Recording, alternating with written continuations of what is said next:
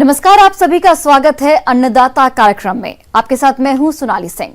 हमारे देश के किसान जन का पोषक है, वह श्रम का देवता है, अन्नदाता है। उसमें ही भारत की आत्मा निवास करती है। ऐसे ही किसानों की प्रगति के लिए हम खेती बाड़ी से जुड़ी हुई बहुत सी नई लाभकारी जानकारियां हर रोज सुबह लेकर आते हैं। किसान भाइयों, आलू का उपयोग सब्जी, चिप्स, पकौड़ी, पापड़, पराठा, आलू की टिक्की, कई तरह के व्यंजन बनाने में किया जाता है। इसलिए आलू की मांग सालों भर रहती है और किसान आलू की खेती करके अच्छी आय भी कमाते हैं। तो जो किसान आलू की अगेती खेती करने जा रहे हैं, वे उन्नत तकनीक से खेती करके अधिक आय ले सकते हैं। तो आप आलू की अगेती बुआई किस प्रकार से करें, देखिए हमारी ये खास रिपोर्ट।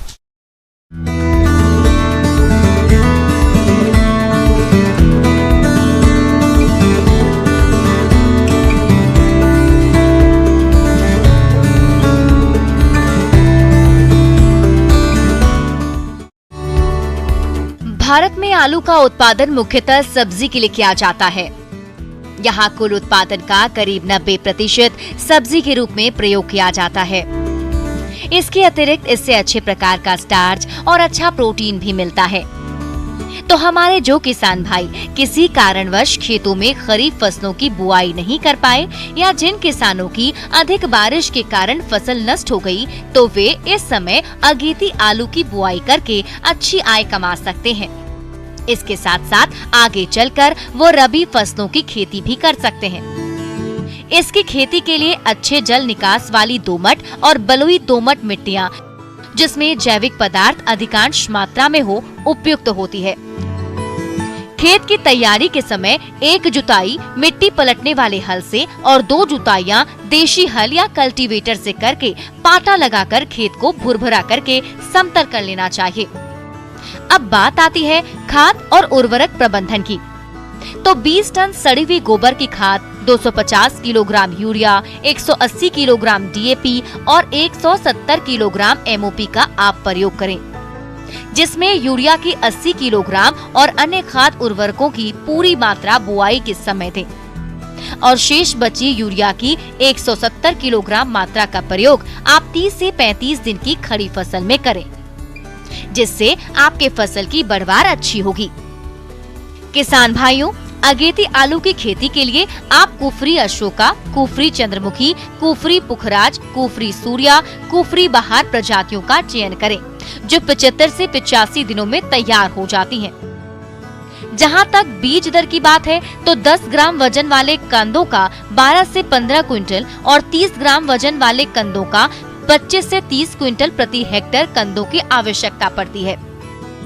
किसान भाइयों, कंदों को हमेशा किसी प्रमाणित संस्थान से ही खरीदें।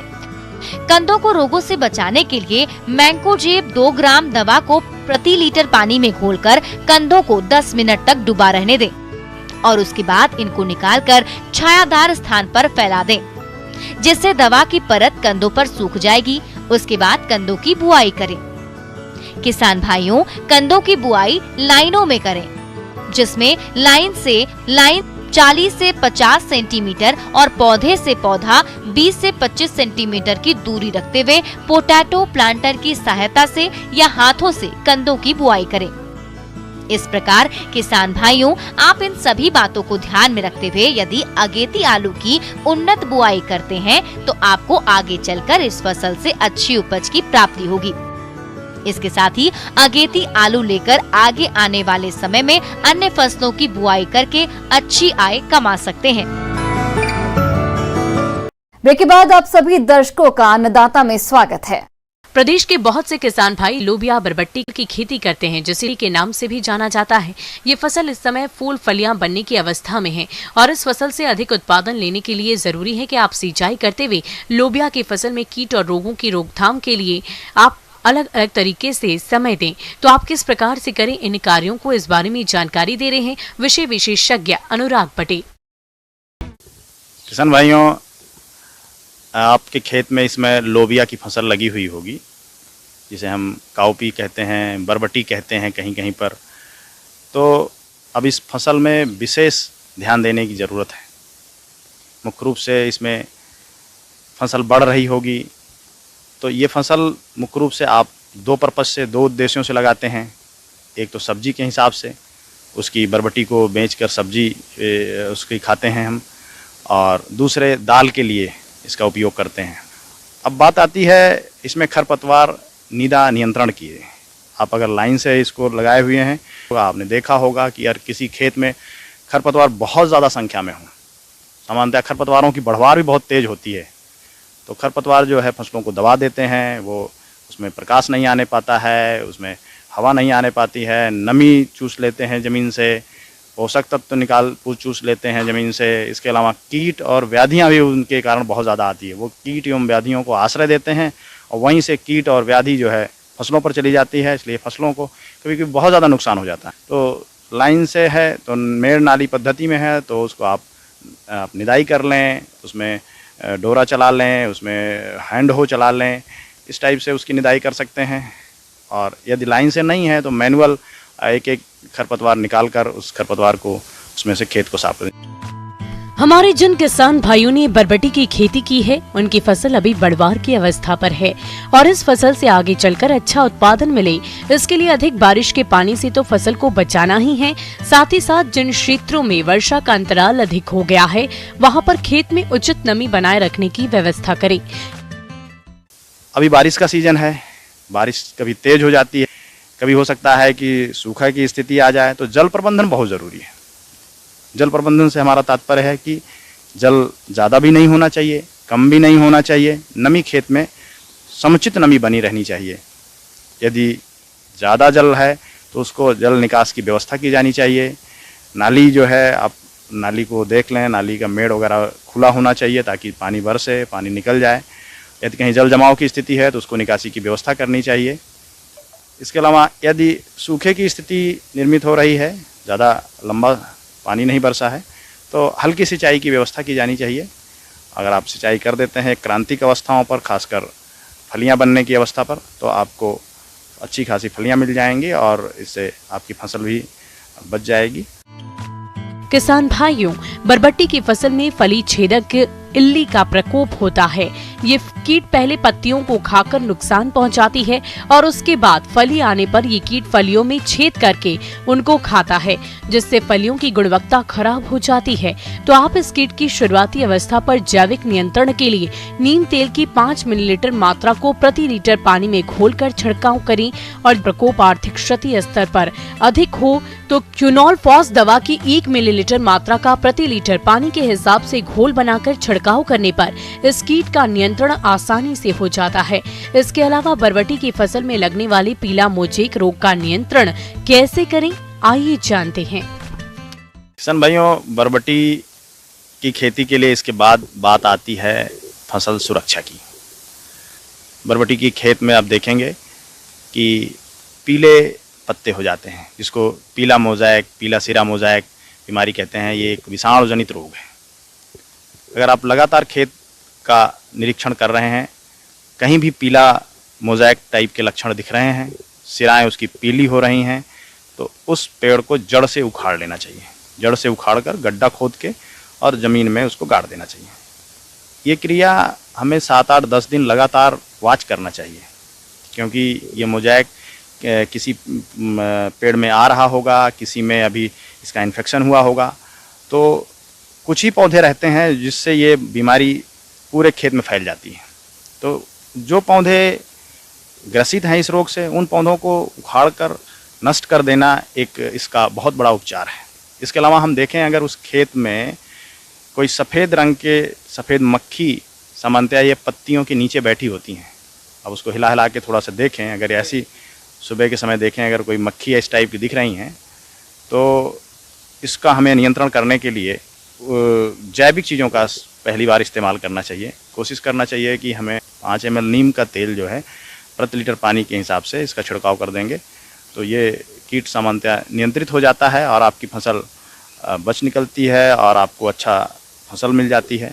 फिर भी यदि चूसक कीटों की संख्या ज़्यादा है और ये फसल आपको दिख रहा है कि नुकसान पहुंचाने की स्थिति में है और कीट नियंत्रित नहीं हो रहे हैं, पीला मोज़ैक बढ़ने की संभावना रहेगी, तो आपको रासायनिक दवाई का इस्तेमाल कर सकते हैं।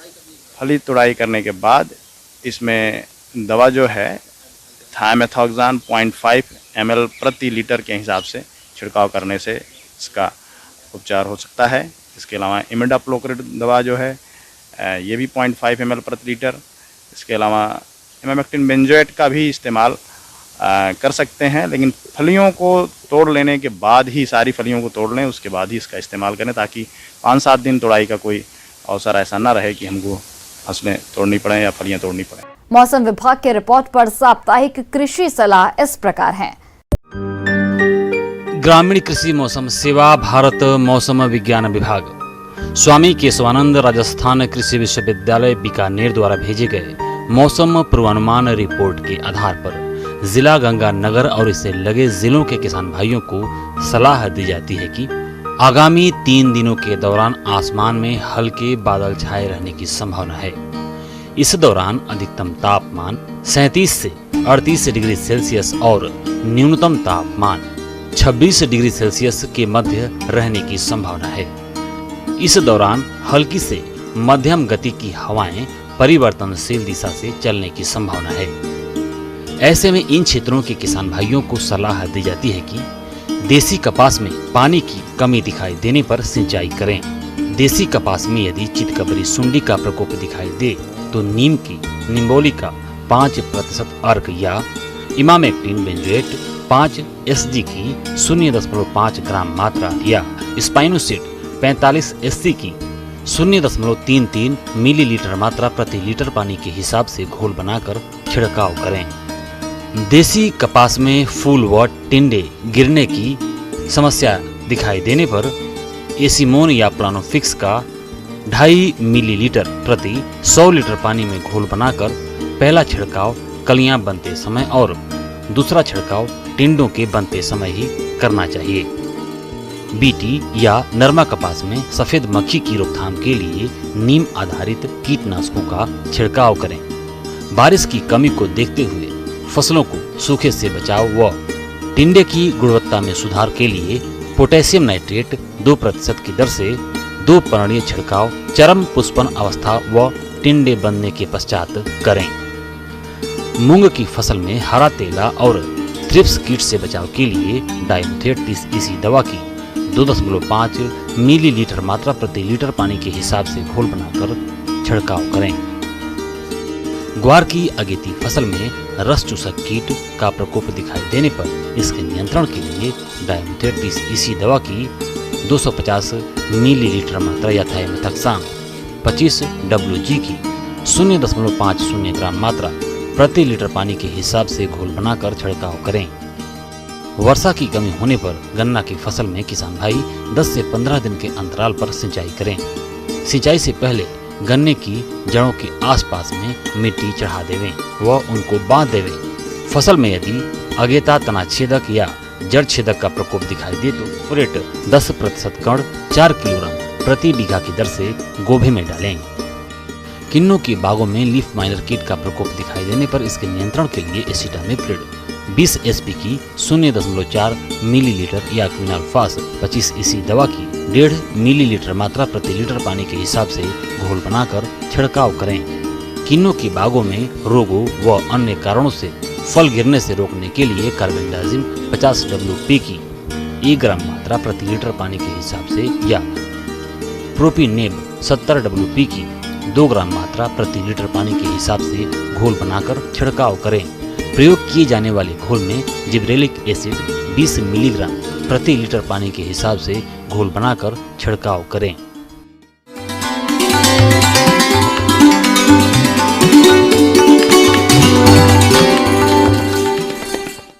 आइए जानते हैं अन्नदाता निःशुल्क फोन के माध्यम से पूछे गए समस्याओं का समाधान। अन्नदाता निःशुल्क फोन संपर्क सेवा के माध्यम से पूछे गए प्रश्नों में से आज हमने जिस प्रश्न को कार्यक्रम में शामिल किया है उसे पूछा है ग्राम डवरी, जिला जयपुर के कृषक गिरधारी लाल ने। ये मछली सह बतख पालन के बारे में जानकारी चाहते हैं।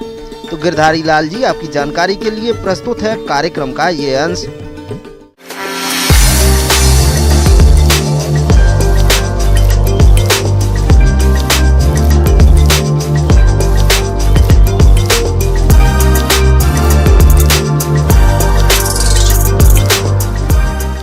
मछली पालन का चूँकि हमारे पास तालाब है तो किसान भाइयों से मैं आग्रह करना चाहूँगा कि वो एक ही जगह में दो तरह की चीज़ें पालें। रिसोर्स हमारे पास जो हमारे स्रोत हैं वो एक ही रहेगा, और उसके साथ हम तालाब के अंदर तो मछली पाल लें और तालाब के ऊपर की तरफ बत्तखें पाल लें। वो जो बत्तख है, वो बत्तख के पालने से क्या होगा, जो फीड बत्तख ने खाया वो फीड भी हमारा फीकल मटेरियल, जो बत्तख का फीकल मटेरियल है, वो फिश के साथ यूज़ हो जाएगा। दूसरा, जो बत्तख है, बत्तख लगातार हलचल करेगी तालाब के अंदर में, और उससे पानी के अंदर ऑक्सीजन की जो मात्रा है वो बढ़ेगी। उससे हमारा इंटीग्रेटेड फार्मिंग सिस्टम, समन्वित कृषि प्रणाली जिसको बोला जाता है, ये हमारा बैठ जाता है। हमने एक ही रिसोर्स को यूज़ करते हुए दो तरह की चीज़ों को पालना किया। उससे क्या होगा, हमारी आय बढ़ेगी। कम खर्च में मछली के साथ बत्तख पालन है लाभकारी। बत्तख पालन का काम इस बेरोजगारी के दौर में रोजगार का अच्छा साधन है। मुर्गी पालन के मुकाबले बत्तख पालन में कम जोखिम भी होता है। बत्तख के मांस और अंडों के रोग प्रतिरोधी होने की वजह से मुर्गी के मुकाबले बत्तख की मांग अधिक है। बत्तख का मांस और अंडे दोनों ही प्रोटीन से भरपूर होते हैं। बत्तख में मुर्गी के मुकाबले मृत्यु दर बेहद कम है, इसलिए मछली सह बत्तख पालन करके इससे दुगना मुनाफा कमा सकते हैं। बत्तख के साथ मछली पालन शुरू करने के लिए शांत जगह और पानी की पर्याप्त उपलब्धता होना बेहद जरूरी है। अधिक लाभ कमाने के लिए बत्तख और मछलियों की उन्नत नस्लों का चुनाव करना चाहिए। वैसे तो आजकल कई नस्लें विकसित हो गई हैं, जिनका पालन करके अच्छा मुनाफा कमा सकते हैं। ये हमारी देसी नस्ल है जिसे खाकी डम्बेल बोला जाता है।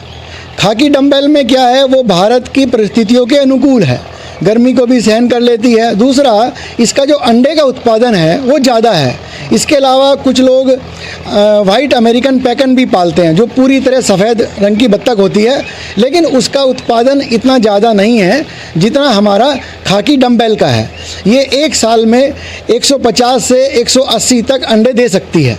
तो इस प्रकार अंडों की सेल से भी किसान को आमदनी होती है, साथ में वयस्क बत्तखें भी बेच के किसान को आमदनी होती है। किसान भाइयों के लिए सलाह यही है कि वो अपनी जो भी उनका मत्स्य पालन का कार्य है उसको वैज्ञानिक पद्धति के साथ करें। जैसा कि मैंने आपको बताया कि 1, 10 और 20 तारीख आप नोट कर लें, आसानी के लिए है। उसमें 1 तारीख को आपने गोबर डालना है, जो कि लगभग 2.5 क्विंटल पर एकड़ के हिसाब से डलेगा। उसके बाद आपने एकड़ के अंदर ही आपने चूना डालना है 10 तारीख को। वो चूना जाएगा आपका 50 से 60 किलो प्रति एकड़ के हिसाब से, और लगभग 150 ग्राम लाल दवा 20 तारीख को डालें। अच्छी तरह घोलने के बाद, जब पोटेशियम परमैंगनेट भी इसका नाम है, और इसको डालने से क्या होगा, जो पानी है उसके अंदर में आपकी जो कीटाणु और बैक्टीरिया जमा हो जाते हैं वो सब समाप्त हो जाएंगे। इस प्रकार शुद्ध पानी रहेगा बत्तख और मछली पालन के लिए। तो मेरे पीछे बना हुआ है, ये हमारा एक एक्सपेरिमेंट है। इसमें क्या होता है, जो मछली के बच्चे हैं, ख़ास तौर से स्पान साइज, जो कि लगभग 8 दिन का बच्चा है, उसके जो प्राकृतिक दुश्मन हैं, जैसे आपका मेंढक हुआ, कुछ झींगे हुए, उन सब से बचाने के लिए, उसकी मृत्यु दर को कम करने के लिए ये हमने एक एक्सपेरिमेंट लगाया है, जिसमें एक बड़े साइज का हापा लगाया हुआ है। उस हापा के अंदर हमने 2 लाख गोल्डन या कॉमन कार्प के बच्चे छोड़े हुए हैं। उससे क्या होगा कि हम जितना भी हमारा इसका मछली का ये प्राकृतिक दुश्मन होते हैं, नेचुरल प्रेडेटर्स जिन्हें बोलते हैं, ये सब उसके अंदर नहीं जा पाएंगे, और हमारी जो मछली की मृत्यु दर है, मछली के बच्चे की मृत्यु दर है, वो कम हो जाएगी। इससे किसान भाइयों को कम बीज के इस्तेमाल से अधिक उत्पादन होगा। मछली सह बत्तख पालन के फायदे अनेक। बत्तख और मछली पालन एक साथ करके अच्छी कमाई की जा सकती है। इससे कम लागत और जगह में अच्छा मुनाफा होता है। बत्तख और मछली पालन एक साथ करने से दोनों की लागत आधी हो जाती है। बत्तख की बीट मछलियों के लिए एक बहुत ही पोषण युक्त आहार होती है। मछली के तालाब में बत्तख रहने से मछलियां तेजी से बढ़ती हैं। बत्तख तालाब में ऑक्सीजन लेवल बढ़ाती हैं। मछलियों के लिए तालाब में अतिरिक्त खाद नहीं डालनी होती। बत्तख जलीय वनस्पति को खाकर नियंत्रण कर देती हैं। मछलियों के लिए हानिकारक कीड़े मकोड़े बत्तख खा जाती हैं। इस तरह से मछली सह बत्तख पालन करना लाभकारी है। आज के समय में वैज्ञानिक तरीके से मछली सह बत्तख पालन करके प्रति हेक्टेयर प्रति वर्ष 2500 से 3000 किलोग्राम मछली, 15,000 से 18,000 अंडे और 500 से 600 किलोग्राम बत्तख के मांस का उत्पादन किया जा सकता है। ऐसा करके किसान अपनी आमदनी को 2 गुना कर सकते हैं।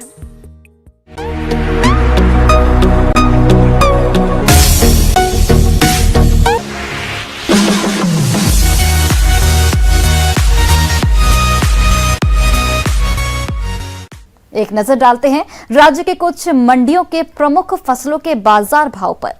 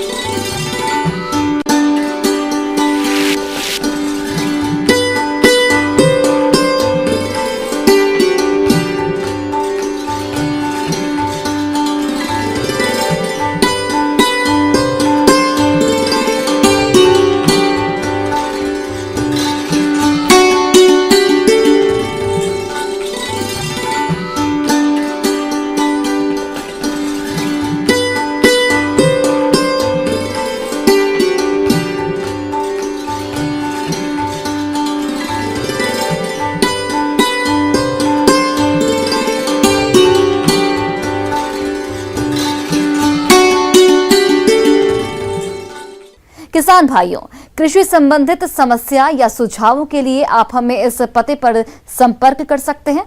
Producer Annadata, news 18 Rajasthan, Ramoji film city, Hyderabad 501512। साथ ही आप हमें ईमेल भी कर सकते हैं। हमारा ईमेल आईडी है p18annadattarajasthan@news18.com। इसके अतिरिक्त आप हमें निःशुल्क हेल्पलाइन नंबर 18008892 पर सोमवार से शनिवार सुबह 10 से शाम 4 बजे के बीच संपर्क कर सकते हैं।